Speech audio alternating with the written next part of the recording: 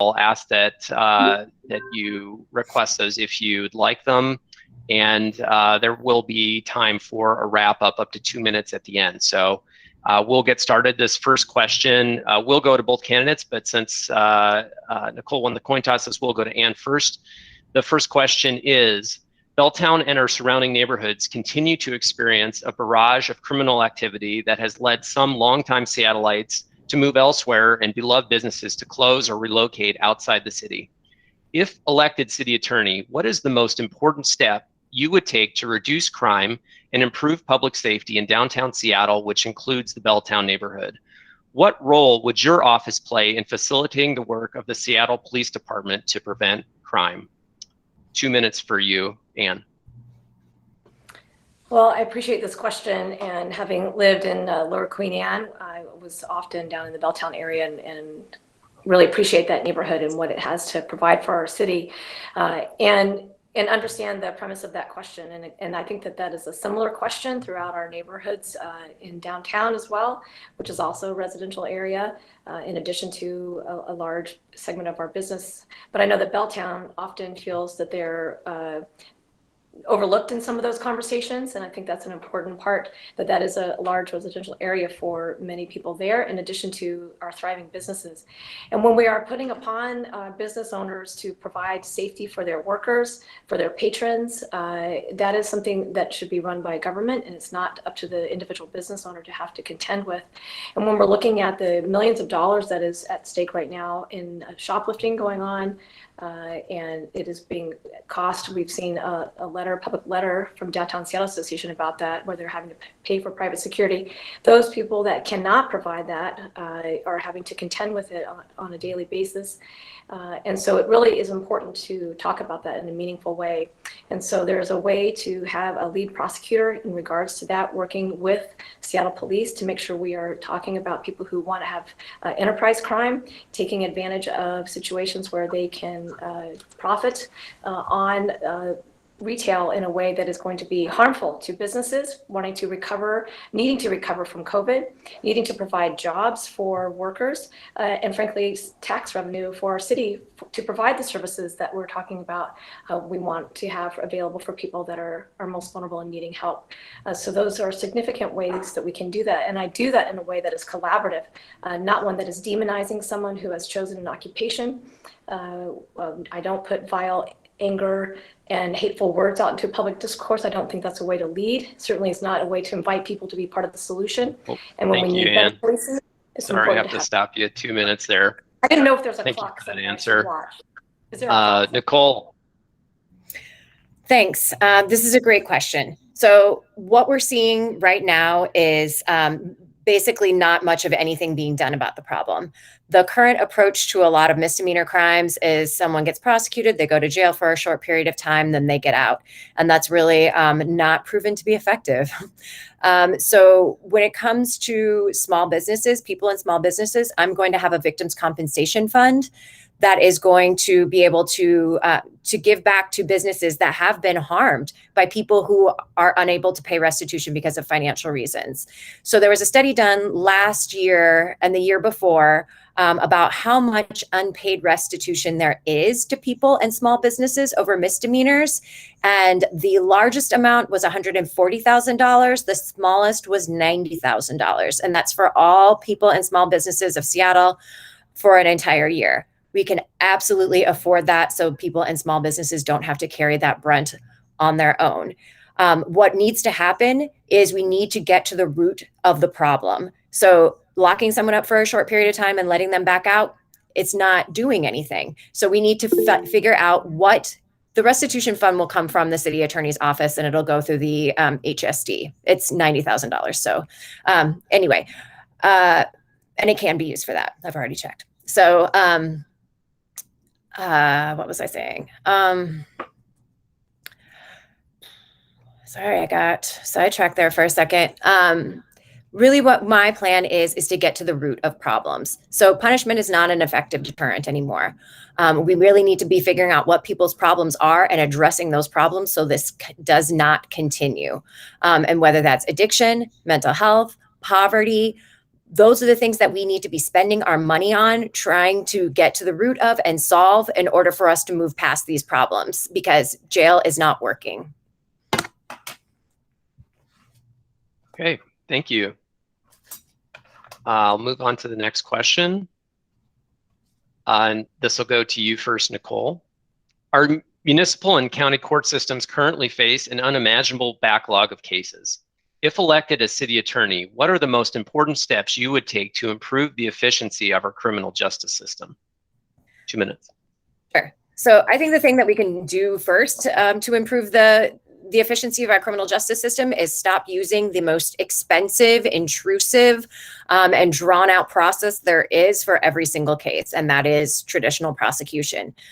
What I would like to do is add a prosecutor or two to the filing division. Those are the filers, are the people who decide which charge and what they're going to do with it. And we're going to have a range of options within the city prosecutor's office for how to address the root problems of each case. So that means traditional prosecution may remain an option, but it's not the only option.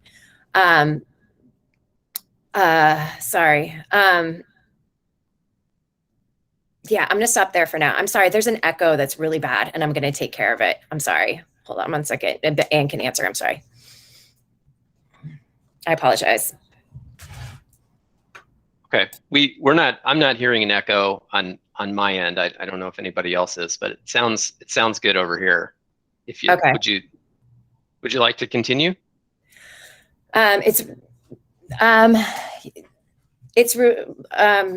No, it's really distracting me. I'm sorry. I have to take care of it really quick. It'll only take a second. Oh, okay. All right. Anne, questions to you. Do you need me to repeat the question? Thank you. Okay. Our municipal and county court systems currently face an unimaginable backlog of cases. If elected as city attorney, what are the most important steps you would take to improve the efficiency of our criminal justice system? 2 minutes.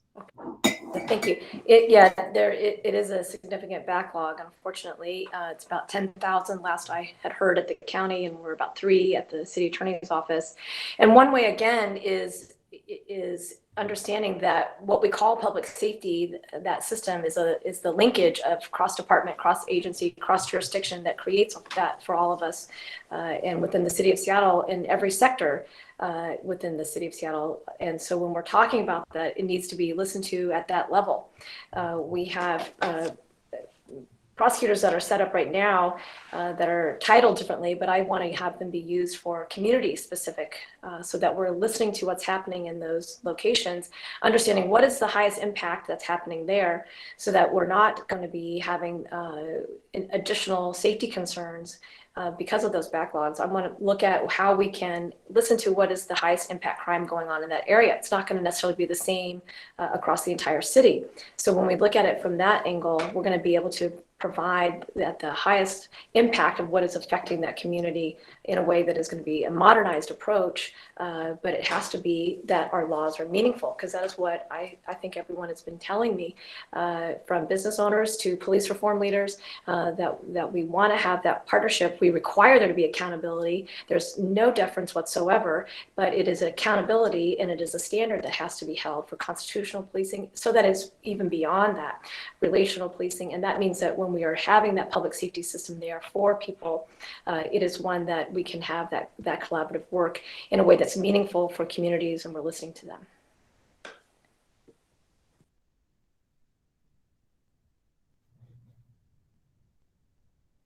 Thank you.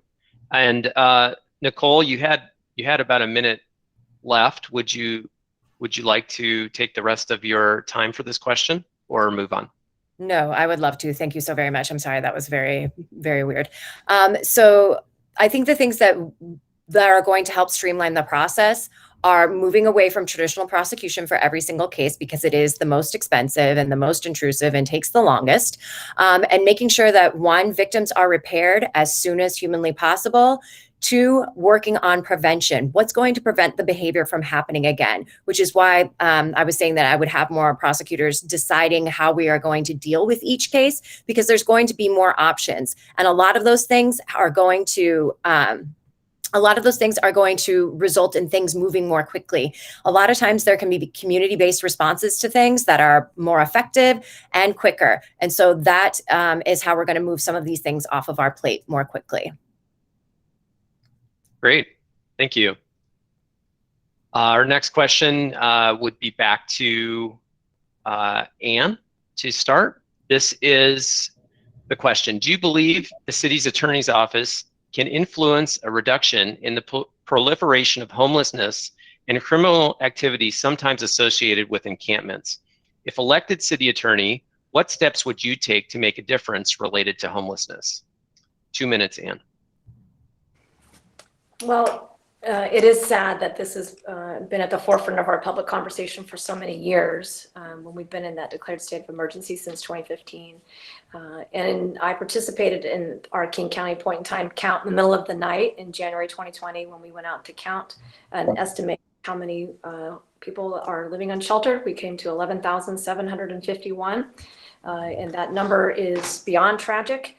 So when we're talking about that, I want you to hear me that I speak about it with a deep sensitivity and a deep personal sense of obligation that we all need to do our part socially and personally when it is involving this topic. When we have allowed that to be there, we are allowing people who want to do bad acts to take advantage of situations. And we do know that we have had that occur. We do know we have had convictions of things that are not within the misdemeanor level, but they are convictions of things that have occurred within encampments to, for example, runaway minors. And so when we're talking about what we've allowed to occur, we are letting people who have been victimized and left and pushed to the literal margins of our city, overlooked and ignored for too long, to be continued to be victimized. And so we have to be an advocate for them in a way that is meaningful. And when I talk about our laws, there are ways that those laws are protective of all of us, and they need to be for them as well. So there's no way I or anyone, I think, in the city of Seattle wants to criminalize someone's status, but what we're talking about is a way to provide spaces that are safe for everyone, that are accessible for everyone, and the obligations there then are for up to our policy and decision makers, those who are elected to create and decide those policies on behalf of our city. I can provide with my department legal strategies for them to make those choices so they can understand the consequences of those choices based upon our legal framework that we have. But it is, again, a way that we have to be having that conversation in a way that's meaningful. Thank you. Thank you. And Nicole, to you. Thank you. So I believe you're asking about how we're going to implement solutions and affect things. So nobody is happy with the homelessness crisis right now. I know that. So the city attorney's office has two main levers that can reduce homelessness. The biggest one is on the civil side. So in the role of defending renters' protections that Seattle's put in place, and second, for defending the Jumpstart tax, which is meant to fund affordable housing. Both of those things are constantly under attack in the court, and the city attorney needs to be aggressively defending those things. Also, the jail exacerbates homelessness. Jail is not a housing alternative. So that means that, I've had clients who come into jail and they lose a job and then they lose an apartment, or they're living in their car and it got towed while they were in jail.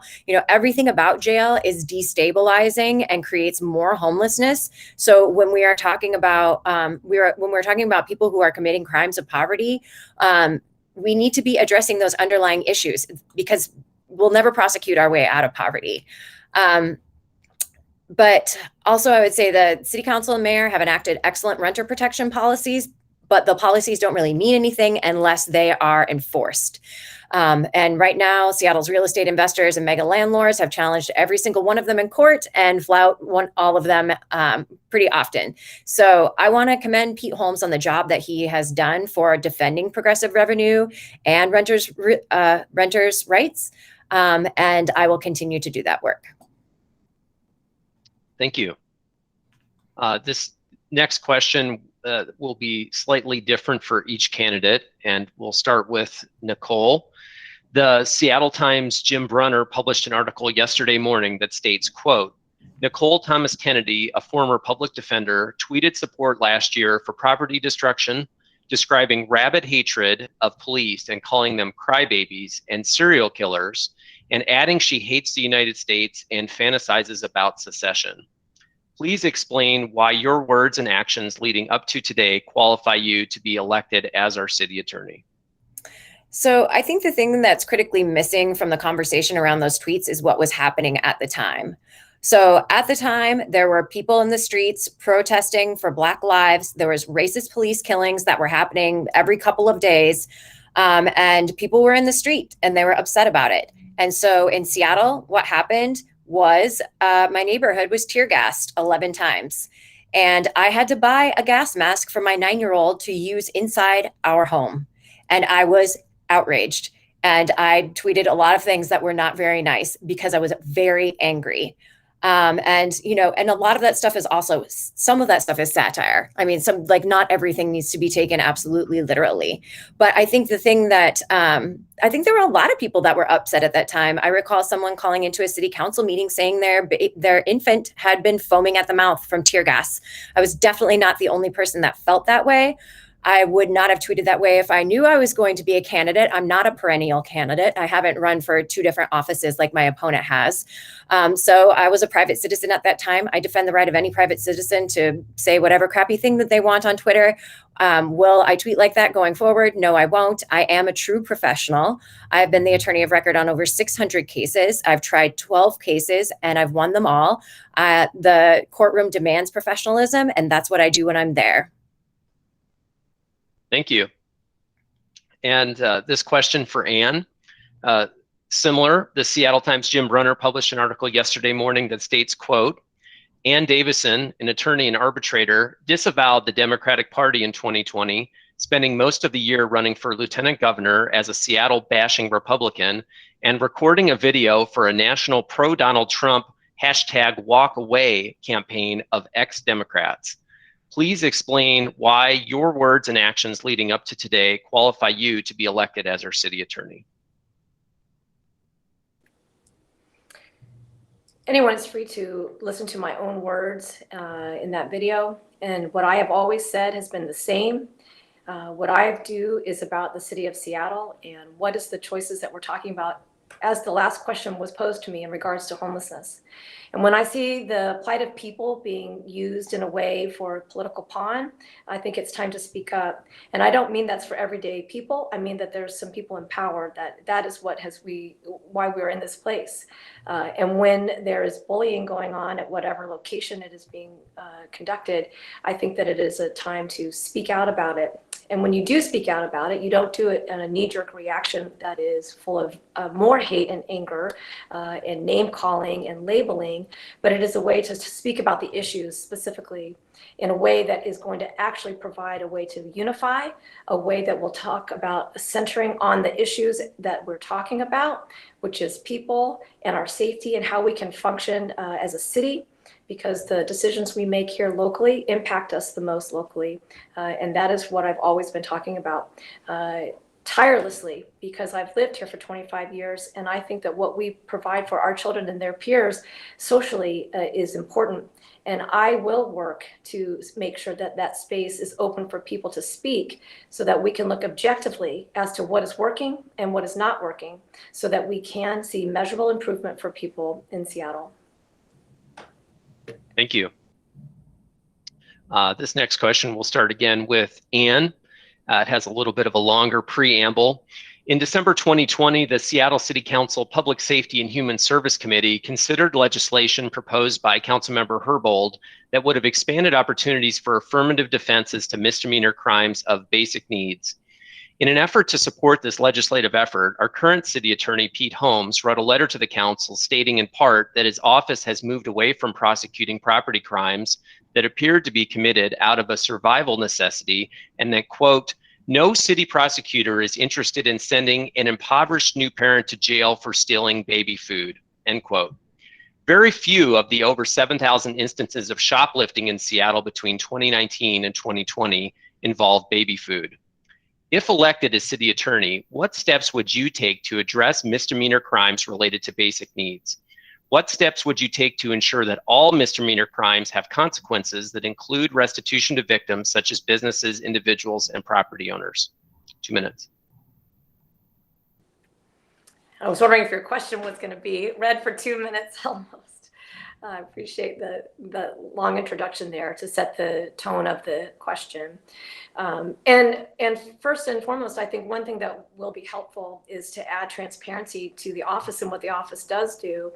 And again, the speech that we put out in public, as your question noted, we need to make sure that we are describing things in a way that characterizes it in a way that is accurate for us, because language does matter as we're here listening and understanding each other. Our language choices matter.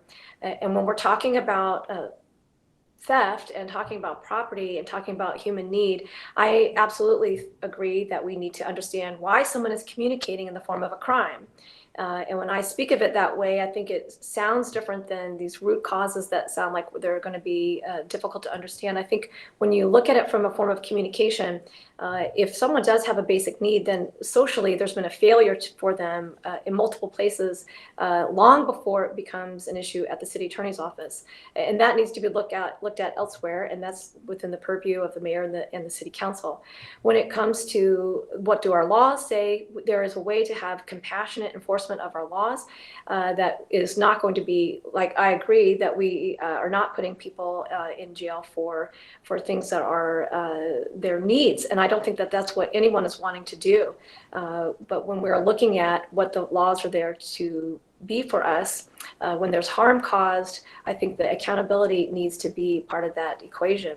And there are ways to do so that are diversionary and they are useful. And when we have accountability that is robust within there, I think we also can help change the trajectory of someone's life in a positive way, so that we are sending someone out for success and not the repeat message that they might be giving themselves. It's our place to really intervene in a meaningful way.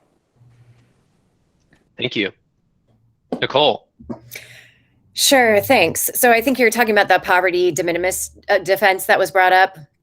And yes, I'm familiar with that. What I would say about that is I think that we should be dealing with those cases in a different way before we get to it's an affirmative defense in trial. So the case would have to go to trial in order for it to be used.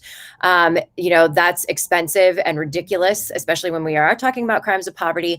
And I know everyone keeps saying we don't want to prosecute people for poverty, but the sad reality is that is a lot of what we are doing. So it might not always be baby food. I've had a block of cheese and a beer, grapes from 7-Eleven, someone sleeping under an awning. We spend a lot of money making these problems worse.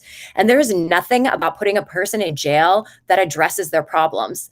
There's not mental health services in jail. There's no recovery services in jail. The roots of crime are poverty, isolation, and trauma, and jail really fits all three of those bills. So there's really nothing about jail. I think it's absurd to suggest that putting people in jail actually helps them with their problems. And I don't think, and maybe it's because I've worked in this system and I've actually worked with these clients, that I don't think that it is that complicated to understand what might be going on with a person who's stealing food to survive. Obviously, they're hungry, or someone who's sleeping under an awning. They need shelter. And we need money to be addressing those needs. But instead, we spend, each prosecution costs about $10,000 on average. We could solve a lot of problems for a very long term for that amount of money. And that's what we need to be doing. We need to be actually working on what solves the problem instead of just holding limits for people who have very other survival options. We are never going to solve the problem that way. The United States has the most incarcerated people, incarcerates the highest level of people, of its own people, of anywhere in the world. And we're in the bottom half of safety. Clearly, incarceration isn't working. There's strategies in other cities, Boston, Baltimore, Philly, San Francisco, where they have dropped a lot of these petty misdemeanor prosecutions and have seen an overall drop in crime, including felony crimes. There's nothing about putting people in the system that reduces this. Thank you. I'm sorry I have to stop you there. No, it's okay. All right. You'll be the first to answer our next question. Do you believe that Seattle's current system of prosecution unfairly discriminates against BIPOC individuals? If elected as city attorney, how would you ensure equitable prosecutorial outcomes? 2 minutes. Well, I don't just believe it. It's the truth. So the truth is that Black people are prosecuted at a rate 5 times higher than white people, and Indigenous people at a rate 6 times higher than white people. And that's pretty reflective of SPD's own data around policing. Although I think for SPD's data, it says that Indigenous people, they arrest Indigenous people 9 times more often than white people. So I think that there's nothing, this system is never going to be unracist. It's rooted in racism, and that's why we need to be working towards something different.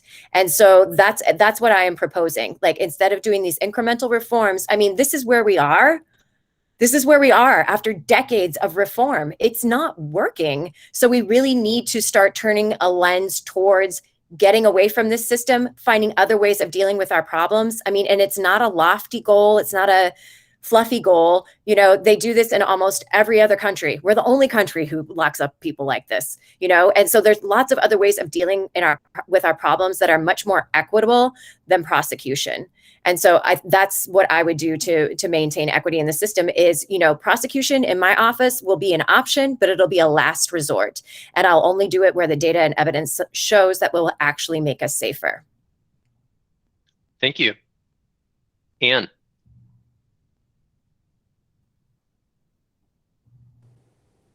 Can you say that question one more time, please? Oh, absolutely. Yep. Do you believe that Seattle's current system of prosecution unfairly discriminates against BIPOC individuals? If elected as city attorney, how would you ensure equitable prosecutorial outcomes? I do think historically we have had that, and that has been something that we should not deny, and we should always be acknowledging. And it's significant, obviously, which is why we're having the conversation, and which is why we've been through what we've been through as a city over the last year.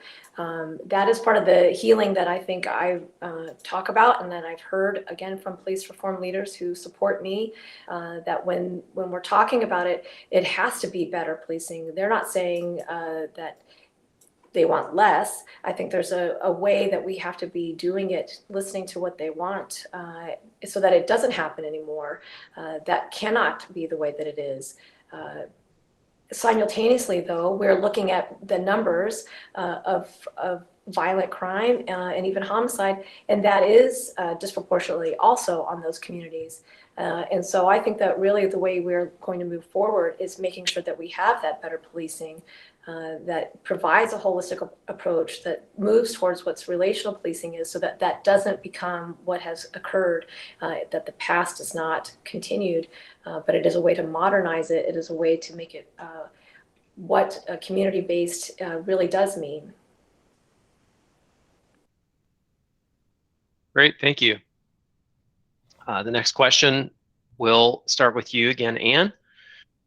Seattle courts have convicted multiple individuals dozens of times for crimes ranging from property destruction and burglary to inflicting severe bodily injury on others. Many of these criminals continue to move through a revolving door of criminal justice. This is sort of a 3-part question, but you get 2 minutes still. Do you believe that prosecuting misdemeanor crimes is an effective deterrent to recidivism? If elected city attorney, how will you help ensure that the perpetrators of misdemeanor crimes are effectively dissuaded from recidivism? And what are the most effective alternatives to prosecution available to the city attorney's office? And under what circumstances do you believe those alternatives should be employed? 2 minutes. Yeah, I may not cover all that because that is a lot to make sure I've kept track of with the 3-part question. So if I don't, I apologize in advance. But I think that what we're talking about, again, some misdemeanors need to make sure they are described to people. This includes unlawful discharge of a firearm, assault, malicious harassment, property destruction, reckless endangerment. These are things that are violation of a restraining order in regards to domestic violence. It is Domestic Violence Awareness Month. And so when we're talking about misdemeanor and prosecution, there are gaps right now that I think that we need to be importantly speaking about. And so when we need to intervene in a way where someone has shown the cyclical nature of not being responsive to alternatives, because I think strongly that we need to have those available. And again, they have to have accountability. And if they are not having that, then we're probably adding to that cyclical nature. Similarly, if we are not planning for at the release of whether it's out of a diversionary program or out of custody time, if there's not that plan in place, we are again inviting that same self-message to that individual to have that cyclical nature. And so to me, that is not effectively being a deterrent, because we are just saying to someone, figure it out on your own. And we need to make sure that those gaps are closed so that that plan is in place for someone in a meaningful way, so that social fabric is actually created. And it's not dependent upon, for example, maybe their family, which might have been the place where trauma was there in the first place. We need to make sure we are closing those gaps. And I think, again, at the misdemeanor level, we can provide that meaningful intervention. And some of it's in the form of lead, some of it's in the form of other programs, but it's important to know that accountability is there, and it's a graduated level, so we can build that in to help someone, again, change that trajectory of where they're going in a meaningful way, and making sure we balance and center victims of crime and the public safety at the same time. Thank you.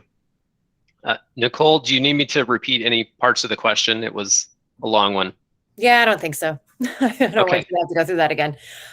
Just the first things I would say off the top, when we're talking about burglary or assault with bodily injury, those are felonies.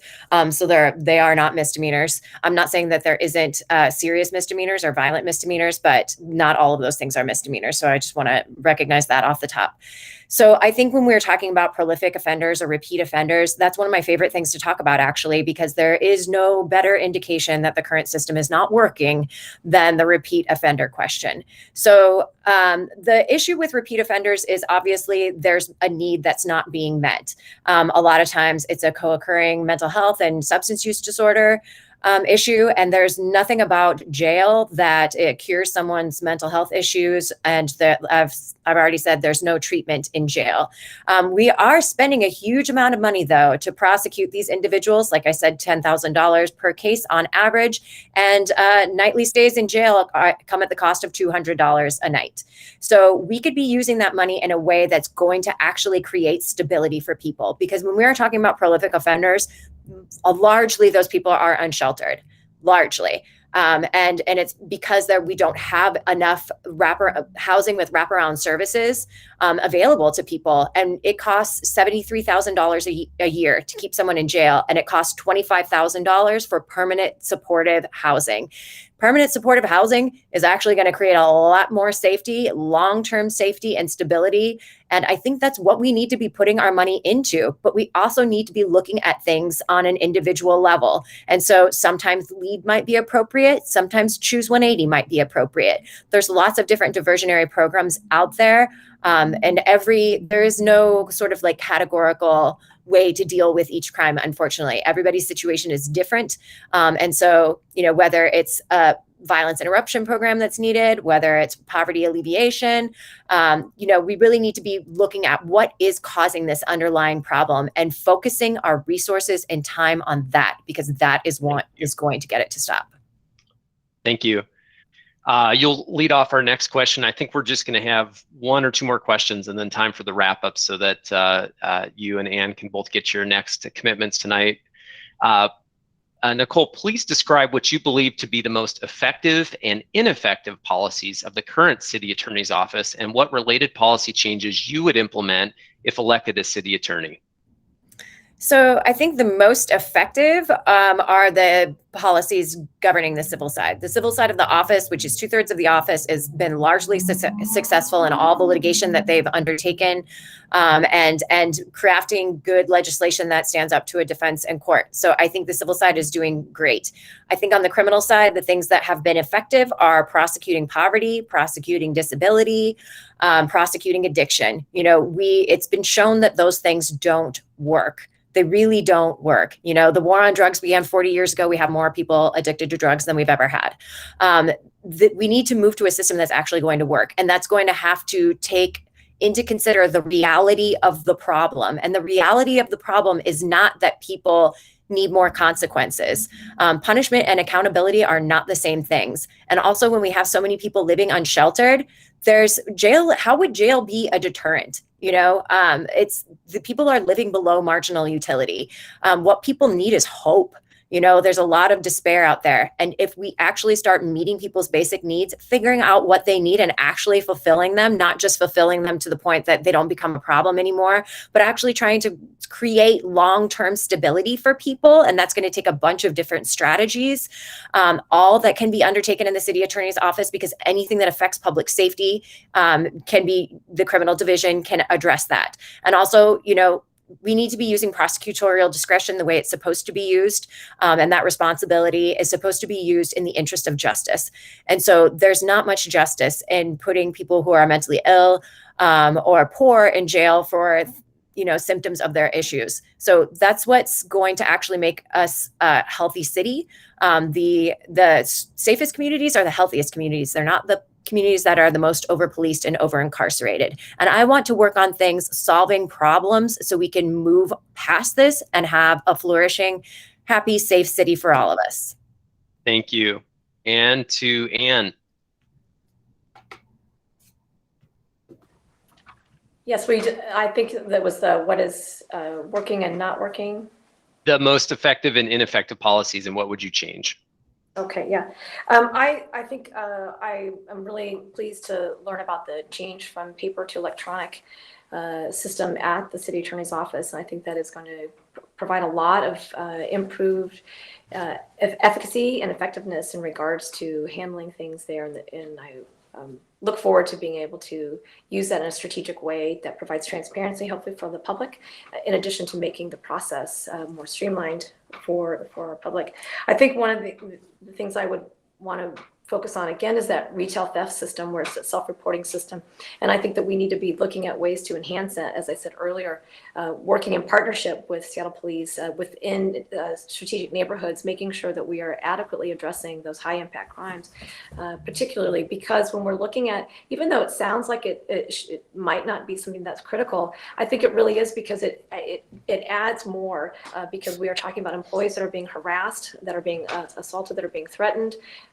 There's one case where a man with a knife was at a grocery store and using also racist language in the case. And so it's important to understand that those can be really impactful. And we're working in partnership. We can do more that is adequate for the communities in a way that's going to move the improvement for public safety in a more measurable outcome. And so looking at that retail theft system is going to be a way to do that. We can also partner with the King County prosecuting attorney and deputize a prosecutor, so that if we do need to do something at a felony level, we can also do that.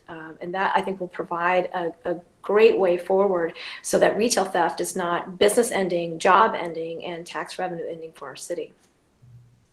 Can I respond to that really quickly? Sure. Yep. You have up to 1 minute.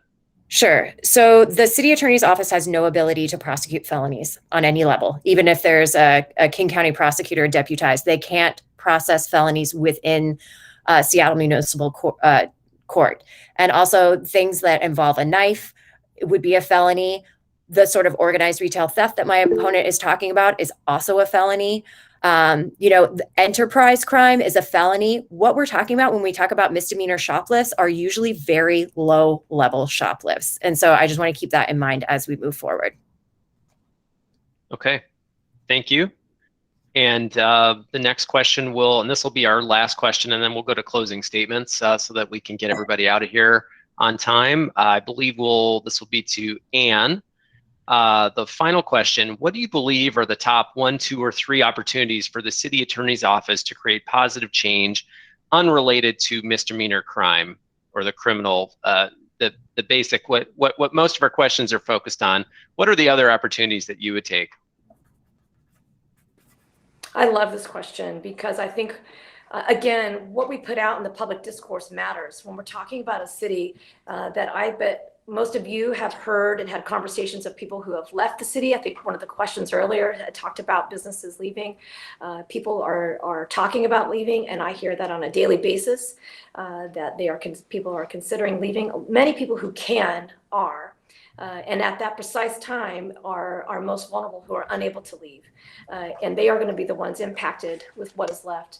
And when we have people who want to run for office that think it's the appropriate choice to be reactionary and emotional and put, again, anger and hate and harm-wishing rhetoric and comments into the public space, it's very harmful. And I think that when we're looking at what we can change that is outside prosecuting misdemeanors, it is what do we put forward as a person, particularly in regards to professionalism and high ethical standard for how we conduct ourselves. And when I tell you that I have the endorsement of 30 retired judges and 2 former governors, the Democratic governors, Locke and Gregoire, it's important because that is saying to all of you that when you look at qualifications, when you look at the person that really needs to be considered for this office, because it's important.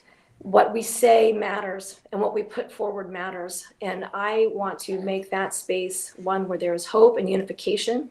And we are talking about the city of Seattle and its future. And I think that's one of the most positive impacts that we can have from this office, in a way that's providing impartial legal advice and showing the way to conduct that office in a professional manner.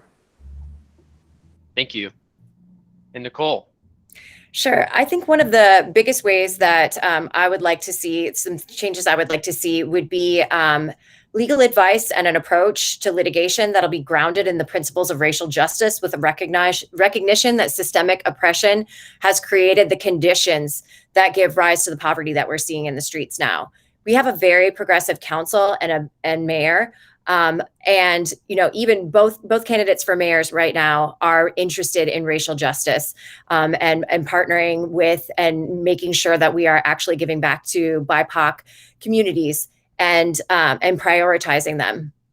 So, and both mayoral candidates are a fan of community policing, moving things off the plates of police that they didn't want on there in the first place.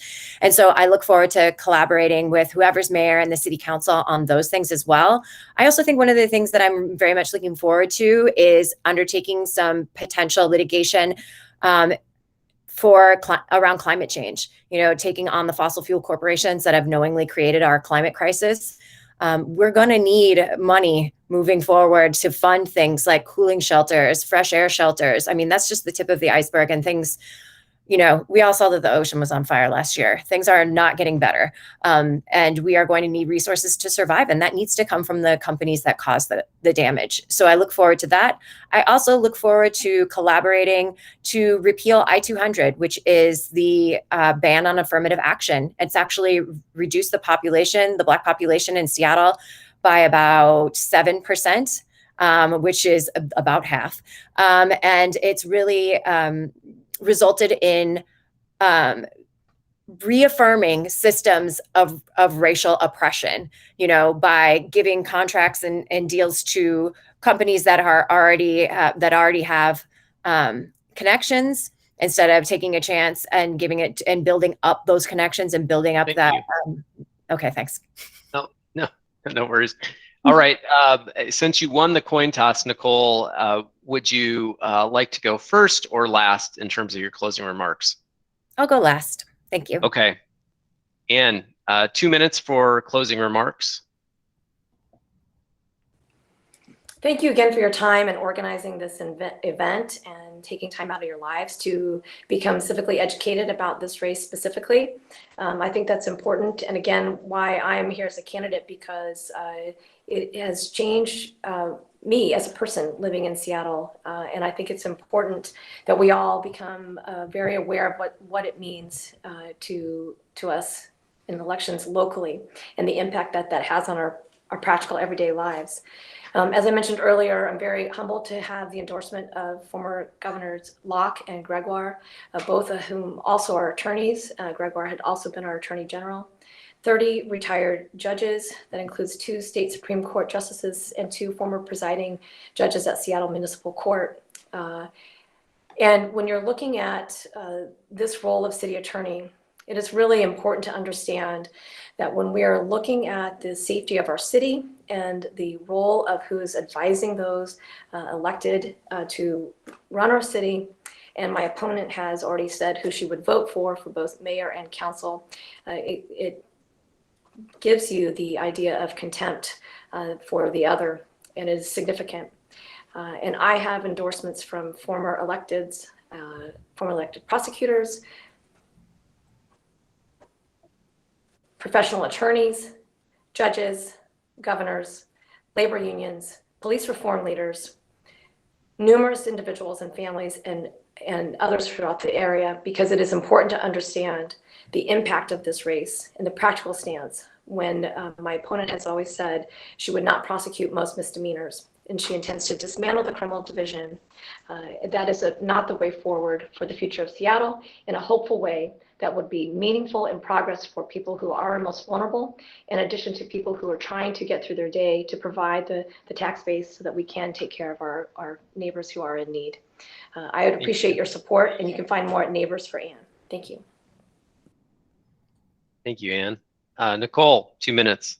Sure, thank you. So you've heard two very different approaches today. One from my opponent, that we should continue and intensify the current practices of locking more people up for longer, and another from me asking you to consider the extensive evidence that tells us that this approach does not work and that there are better ways to reduce crime and increase safety.